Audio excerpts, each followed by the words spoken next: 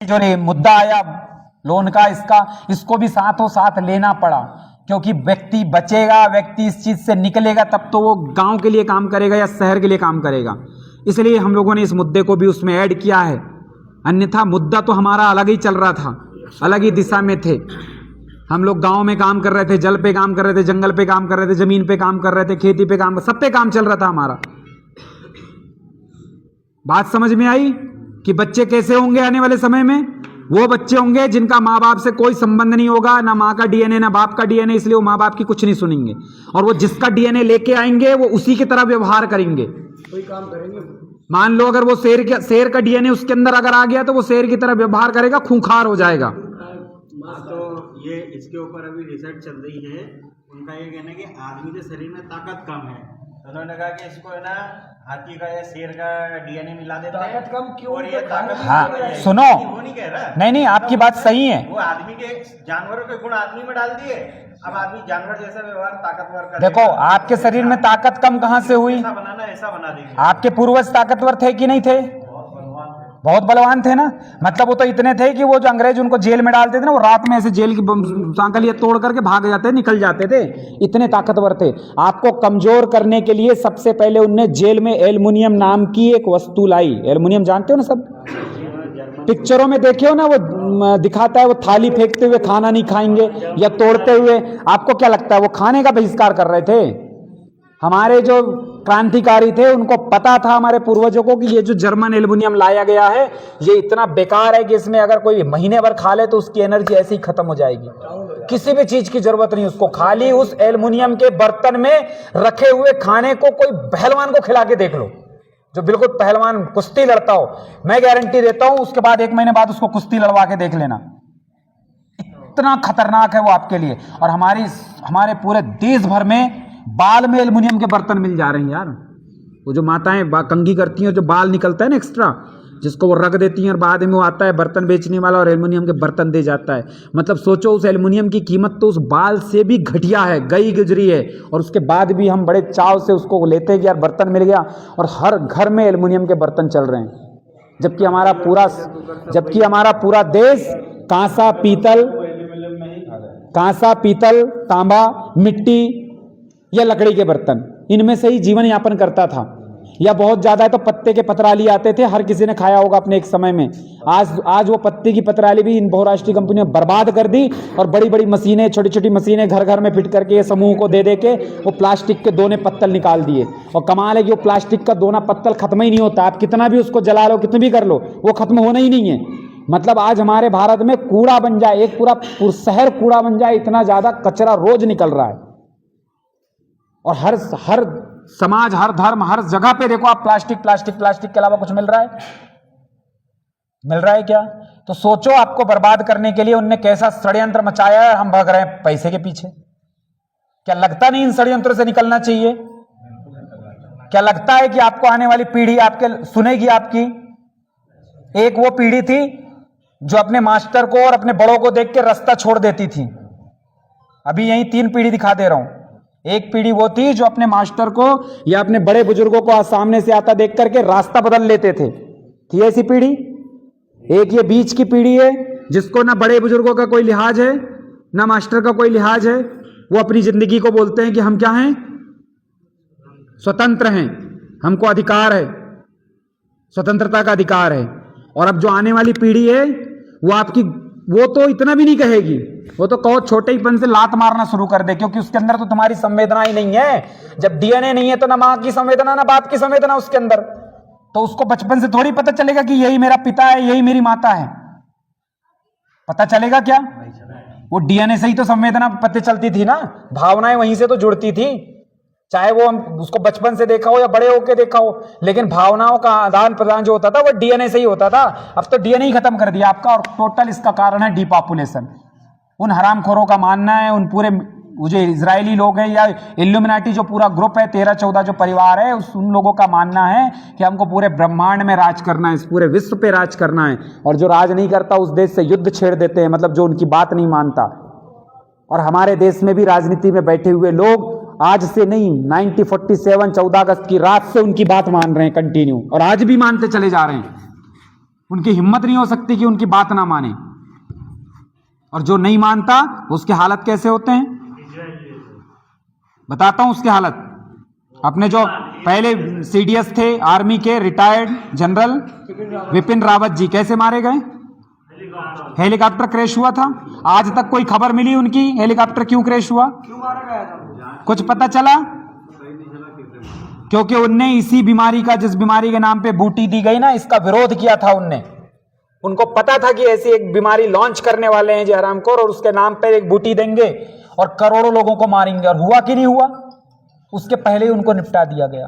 ऐसे अनेक नाम है, अनेक नाम है, लेकिन लोगों को लगता है नहीं यार वो तो धोखे से मर गए, हेलीकॉप्टर क्रैश हो गया। ना भाई, सब करवाया जाता है, कुछ नहीं होता।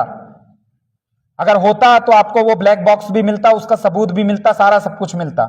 कुछ नहीं दिखाया जाता, सिर्फ पेपरों में छोटा सा छाप दिया जाता है, दिखा दिया जाता है। हम भी 2-4-10 दिन याद करते हैं, हर महीने भर याद करते हैं, उसके बाद हमारे भी दिमाग से खत्म, क्योंकि हमारे दिमाग में तो भूत है इस मोबाइल का,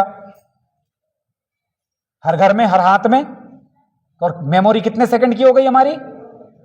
जितने देर की रील, और रील कितने देर की है? 30 सेकंड की, और देखते कितने देर है? 10 सेकंड।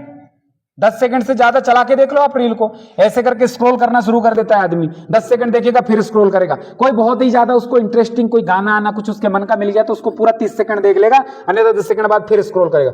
और स्क्रॉल करते करते घंटों मोबाइल के साथ बैठा रहता है व्यक्ति, रहता है ना।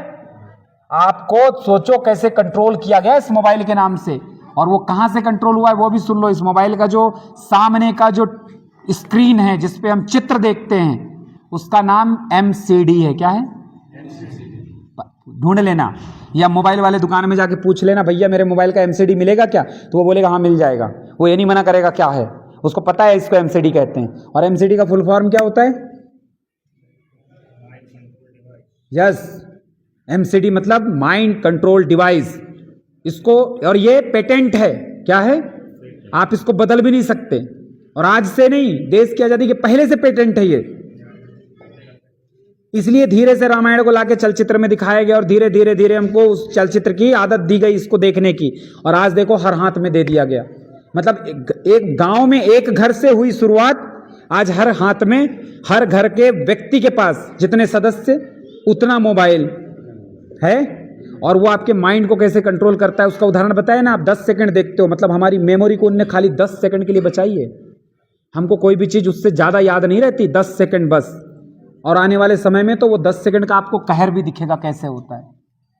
अभी भी मौका है अपने बच्चों को बचाना है, तो इस मतलब इसको किस भाषा में बोलूं, इस मोबाइल को या मोबाइल रूपी इस दानव को अपने बच्चों से बिल्कुल दूर रखना।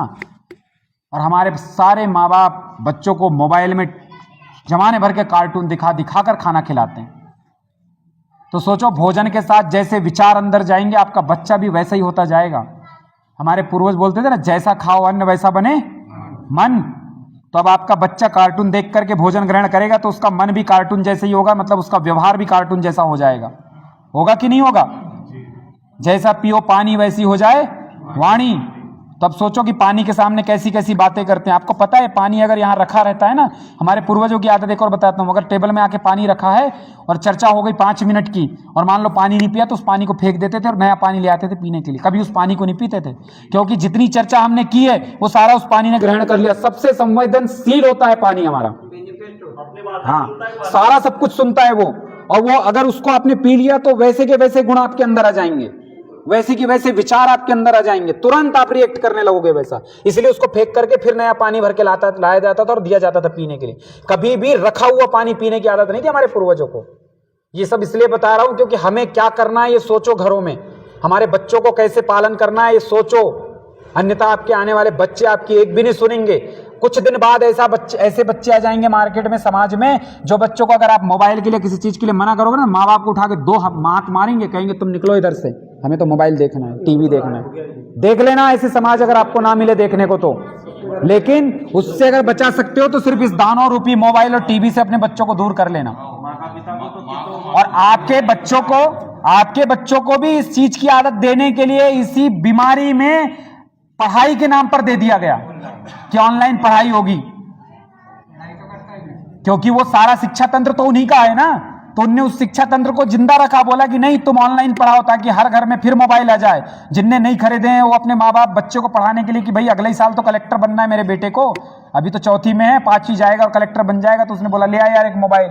किसी ने टैबलेट लिया, किसी ने लैपटॉप लिया पढ़ाई के नाम पर, क्योंकि 1 साल नहीं पढ़ता बच्चा या 2 साल तो कलेक्टर बनने से चूक जाता भाई, एसपी डीएसपी बनने से चूक जाता। उसको पढ़ाना भी जरूरी था, 2 साल घर में रख नहीं सकते थे या घर में नहीं पढ़ा सकते थे उतनी पढ़ाई जितनी वो स्कूल में पढ़ता।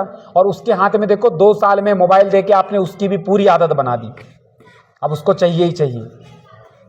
ऐसा ही हो रहा है ना पूरे घर में। तो हर घर को सुधारने का यही तरीका है। मैं पैसों पे बार बार इसलिए नहीं जाता क्योंकि पैसों का विषय सारा हो गया। हम सबके लोन को रोक लेंगे, बिल्कुल गारंटेड सबका लोन रुक जाएगा। कोई बैंक वाला किसी का घर नहीं छीन पाएगा, कोई बैंक वाला किसी की गाड़ी नहीं उठा पाएगी। उनकी हिम्मत हो तो आके उठा के देख ले, चाहे वो किसी का भी आदेश हो, हाई कोर्ट का भी आदेश होगा तो अपन उसके लिए सुप्रीम कोर्ट लड़ेंगे, बात खत्म। लेकिन क्या उससे हमारा परिवार बच जाएगा? हम अपना घर बचा लेंगे, उससे परिवार बच जाएगा? जब तक परिवार में, घर में इन चीजों को सही ढंग से ठीक नहीं करेंगे तब तक उनका डिपॉपुलेशन का खेल चलता रहेगा और हमारे लोग मरते रहेंगे, मरते रहेंगे, मरते रहेंगे हर तरीके से। उनके पास बहुत सारी टेक्नोलॉजी है उस पर, इसलिए हर चीज का विरोध करना सीखो। अभी RFID लगने वाली है, चिप आने वाली है, आज नहीं लगेगी, आज के 2 साल बाद लगेगी, पर आएगी जरूर और लगेगी जरूर। गुजरात में उसकी फैक्ट्री भी डलना शुरू हो गई है। वो RFID आप लोगों को लगेगी, एक चिप डाली जाएगी आपके शरीर में और आप इस मोबाइल की जगह उसी चिप से सारा काम करोगे। आप बात भी उसी से सुन लोगे, बात भी उसी से कर लोगे, दूसरे को संदेश भी उसी से भेज, सब उसी से करोगे। और जिसको लगवाना हो तो तैयार हो जाना, जैसे बूटी के लिए दौड़ लगाए ना, लाइन लगे, बिल्कुल धक्का मुक्की एक दूसरे को किए, वैसे ही करना उस RFID के लिए भी। और नहीं तो अभी जो HPV वैक्सीन लगने वाली है उसका अपनी बेटियों को मत लगवाओ, विरोध करो। इन RFID जैसे लोगों को, इन चीजों का विरोध करो। जो बच्चों के लिए अपार ID नाम की चीज बन रही है आपके स्कूलों में, उसका विरोध करना शुरू करो। किस काम का यार वो डिजिटल प्लेटफॉर्म? बताओ ना, कल को अगर लाइट गोल हो जाए तो वो डिजिटल प्लेटफॉर्म काम आएगी? अगर कोई डाटा करप्ट हो जाए, जहां पे रखी हुई है वो डाटा, क्योंकि हमारे देश में तो है ही नहीं वो डाटा, चाहे आधार कार्ड का हो, अपार ID का हो, किसी भी कोई भी समग्र ID जमाने भर का जितना डाटा है वो कुछ भी हमारे देश में नहीं है। वो सब कुछ एक सर्वर में है और वो सर्वर को खत्म करने वाले यही लोग हैं जिनके पास सैटेलाइट सिस्टम है, कभी भी खत्म कर देंगे। आज या कल के पेपर में आप लोगों ने पढ़ा होगा, वो कौन सा बैंक, देखो बैंक का नाम भूल रहा हूं, उस बैंक का पूरा डाटा एक ने हैक करके ब्लैकआउट कर दिया। बैंक ऑफ बड़ौदा, हाँ बैंक ऑफ बड़ौदा का किया कि नहीं किया? तो जब एक का हो सकता है तो क्या सबका नहीं हो सकता? होगा ना। फिर सोचो क्या स्थिति बनेगी। फिर क्या अपने बच्चों का वो डिजिटल जो आप लोग बनवा रहे हो प्रमाण पत्र, मतलब हर चीज, चाहे अंक सूची हो चाहे कुछ भी हो, वो ले आओगे वापस या वो स्कूल आपको बना के देगा? और कमाल की बात यह है कि ना अपार ID जरूरी है, ना आधार कार्ड जरूरी है, ना कुछ भी जरूरी नहीं है। सरकारी उसमें सारा सब कुछ लिखा हुआ है कि उसकी किसी भी चीज की अनिवार्यता नहीं है। ये माँ बाप के ऊपर डिपेंड करता है कि वो बनवाएंगे कि नहीं बनवाएंगे। लेकिन ये चीज आपको कोई बताएगा नहीं और आप कभी उनसे पूछोगे नहीं। आपको तो आदेश आता है वहां से, स्कूल वाला बोलता है कि अपार ID बनाना है, बच्चे का आधार कार्ड भेज दो। हमने भी खट से दूसरे दिन बच्चे के हाथ के आधार कार्ड भेज दिया और उन्होंने बोला आके साइन कर दो, तो हमने भी जाके उनको सिग्नेचर फॉर्म दे दिया कि आज के बाद हमारे बच्चे की जैसे ही अपार ID बनेगी उसके बाद आप ये बच्चे को, तो आप ये समझ लो कि वो रिसर्च का सेंटर हो जाएगा वो बच्चा। कभी भी कोई अस्पताल वाला आके कोई भी टीका लगा जाएगा, कोई भी गोली दे जाएगा, कोई भी इंजेक्शन ठूस जाएगा, कोई रोकने वाला नहीं, क्योंकि आपने तो सिग्नेचर करके दिया उस अपार ID के फॉर्म में। और आपकी भी आधार कार्ड गई है और उस बच्चे की भी आधार कार्ड गई है, मतलब सहमति तो आप ही ने दिया है। और उसके बाद अगर उस बच्चे को कोई बात होती है तो उसके लिए वो ऐसे दोनों हाथ खड़े करके माफी मांग लेंगे कि हमसे गलती हो गई भाई, हमने गलत दे दिया था। जैसे अभी वो उसके लिए मांगा गया, किसके लिए? बूटी जो लगी उसके लिए मांगा गया कि नहीं? वैसे ही उधर भी मांग लेंगे। लेकिन आपका क्या, कितना घाटा होगा? दोबारा बच्चा होगा? उनने पहले ही रोक दिए तुम्हारे बच्चे ना हो, उसके लिए तो सारा का सारा उन्होंने सिस्टम तय कर दिया है। खिला के तुमको फास्ट फूड, जंक फूड, ये डॉग, वो गरम कुत्ता, हॉट डॉग खाते हैं ना मार्केट में जाके, नाम भी देखो कैसा रखा है, हॉट डॉग, गरम कुत्ता। ऐसे ही होता है ना, हॉट डॉग मतलब गरम कुत्ता, और लोग कितने चाव से खाते हैं। चाउमीन, जंक फूड, जिसका नाम ही है जंक फूड, मतलब कचरा खाना। अरे फूड मतलब खाना और जंक मतलब कचरा, जिसका नाम ही उनने हरामखोरों ने कचरा खाना दिया। हमारे पूरा देश खा रहा है जंक फूड एक तरफ से। हरामखोर नहीं, ये सब के बताते हैं, जिसका जो नाम दिया उसी का उसमें DNA। बस उनने इंग्लिश कर दिया उसका। हमको बड़ा अच्छा शब्द लगा कि अरे जंक फूड है यार, फास्ट फूड, तेज खाना, कोई खाना होता है क्या? अरे खाना कोई तेज खाना होता है? फास्ट फूड, अरे भाई दाल चावल सब्जी रोटी होती है, ये क्या है? Fast food, junk food. आपको मतलब इंग्लिश नाम सुन के व्यक्ति पागलों की तरह उसकी तरह व्यवहार करने लग गया, और जैसा खाओ अन्न वैसा बने मन, सीधी सी बात। अब आप खाओ और अपने बच्चों को खिलाओ। अब ये बात इसलिए मैं खड़ा हुआ था कमरान भाई को बीच में रोक करके, क्योंकि आपको ये सारी कहानी समझ में आनी चाहिए कि हमें वापस से अपने पूर्वजों के खाना दाना पानी सब पे वापस आना पड़ेगा, अपने वही बर्तन पुराने वापस से लाने पड़ेंगे, वही पुरानी टेक्नोलॉजी यूज़ करनी पड़ेगी। ऐसा नहीं कह रहा हूँ कि आप आज जाओ और स्टील के बर्तन एल्यूमिनियम के बर्तन निकाल के फेंक दो घर से, भाई परिवर्तन तो कर सकते हैं। एक घर में एक थाली तो ला सकते हैं कांसे की, अरे नहीं ला सकते तो पत्तल तो ला सकते हैं, उसी थाली के ऊपर पत्तल रख के उसमें भोजन करके देख लो मित्रों। पलास के पत्तल में भोजन कर लेना, जिसको वीकनेस होगी शरीर में, कमजोरी लग रही होगी बहुत, पलास का पत्तल होता है ना, पलसा का, उसका पत्तल बनाना, या फिर केले का पत्तल, केले का उसको बिछाना और उसमें 1 महीने भोजन करना, और 1 महीने बाद मुझे फोन करना, 15 दिन भोजन करके फोन कर लेना उसी पत्तल के ऊपर, और फिर बताना कमजोरी कितनी बची तुम्हारे शरीर में। कोई जादू नहीं है, सब पूर्वजों की टेक्नोलॉजी थी, सब उनको पता था। इसलिए अपने घर को धीरे धीरे बदलना शुरू करो, किसानों को पकड़ो, उनको अपना मित्र बनाओ, और जो किसानी करते हैं उनसे निवेदन है कि धीरे धीरे अपनी खेती को वापस जैविक खेती प्राकृतिक खेती की ओर लेके आओ, तभी ये सकल समाज बच सकता है। और यही मोर्चा का उद्देश्य है। मोर्चा कुछ नहीं करता, मोर्चा सिर्फ समझ देता है, आपको चीजें बताएगा, ज्ञान देगा, आपको चलना नहीं चलना आपके बस पे, पर हमें तो कोशिश करनी है कि आपको चलानी है उस पर। बाकी जमीन जायदाद लोन इसका तो आप निश्चिंत रहिए, जिस जिसका लोन होगा आवेदन लगा देना, सबका निपटारा होगा। निपटारा कैसे होगा कि उस पर रोक लगेगी। निपटारा का मतलब ये नहीं कि हम आपको एनओसी दिलवा देंगे कल।